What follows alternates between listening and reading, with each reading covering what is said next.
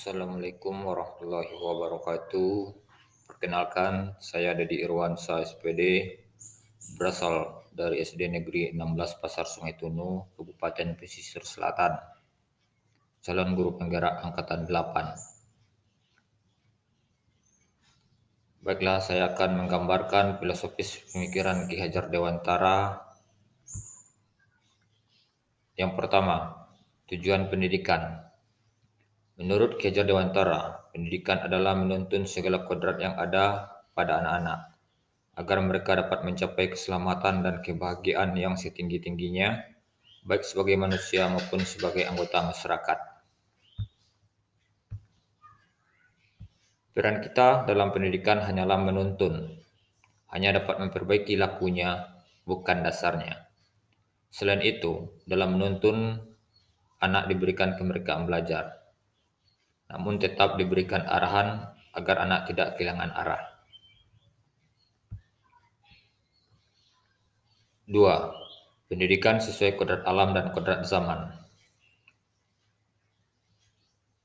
Kodrat alam artinya, pendidikan itu harus sesuai dengan lingkungan dan konteks sosial budaya anak, di mana tempat anak berada. Kodrat zaman artinya, pendidikan itu harus sesuai dengan perspektif global atau kemajuan zaman, di mana anak tersebut berada di zaman ataupun abad keberapa. 3. Pendidikan budi pekerti. Dalam pengembangan pendidikan budi pekerti, kita selaku pendidik ada beberapa hal yang harus kita perhatikan. Yang pertama, keseimbangan antara cipta, rasa, dan karya. Kedua, anak dilatih memahami kemampuan diri dan mengelola diri sehingga terbentuknya kesadaran sosial. Ketiga, anak mampu dalam mengambil keputusan dan memiliki rasa tanggung jawab. Konsep trilogi pendidikan menurut Ki Hajar Dewantara. Yang pertama, ing ngarso sung tulodo. Di depan memberi contoh teladan.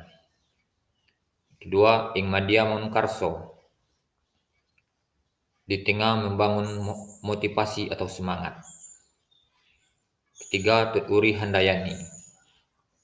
Di belakang memberikan dorongan atau semangat. Penerapan pemikiran Ki Hajar Dewantara dalam pembelajaran. Yang pertama, berpikir kritis. Artinya, peserta didik diajak untuk berpikir secara logis dalam menyelesaikan suatu permasalahan yang diberikan oleh guru di dalam proses pembelajaran. 2. Kerjasama.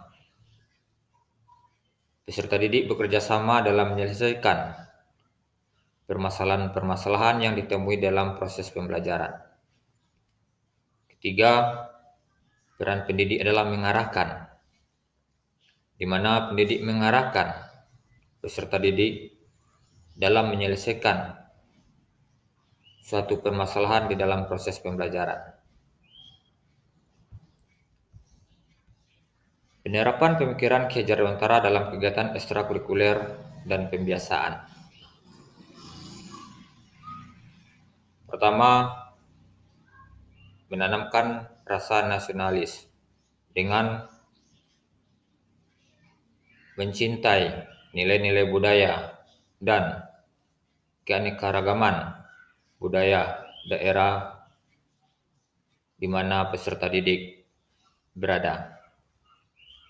Dengan mencintai dan menanamkan rasa nasionalis terhadap peserta didik, sehingga peserta didik akan mampu mengenal budaya-budaya luhur yang ada di daerahnya.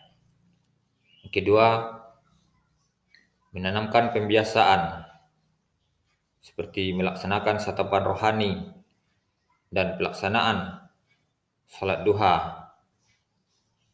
Maka peserta didik tertanam nilai-nilai religius di dalam pribadinya dan terciptanya peserta didik yang berbudi pekerti luhur. Ketiga, dengan kegiatan pramuka, peserta didik dilatih sebagai insan yang bersikap gotong royong, saling berbagi dan kerjasama, baik itu sesama teman, guru, dan masyarakat. Tantangan dan solusi penerapan pemikiran Ki Hajar Dewantara sesuai konteks kelas dan sekolah. Adapun tantangannya, yang pertama, berkembangnya budaya asing yang bertentangan dengan nilai-nilai budaya kita.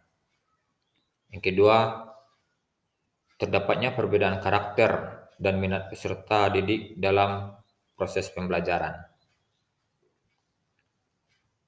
Adapun solusi dari tantangan-tantangan tersebut, yang pertama, kita selaku pendidik selalu mengenalkan budaya-budaya daerah kita agar tumbuhnya rasa cinta peserta didik terhadap budaya-budaya yang ada di daerahnya. Kedua, mengelompokkan peserta didik sesuai dengan karakter dan minatnya, sehingga akan terlaksananya pembelajaran yang berpihak pada anak. Salam sehat dan bahagia. Terima kasih. Salam guru penggerak, tergerak, bergerak, menggerakkan. Assalamualaikum warahmatullahi wabarakatuh.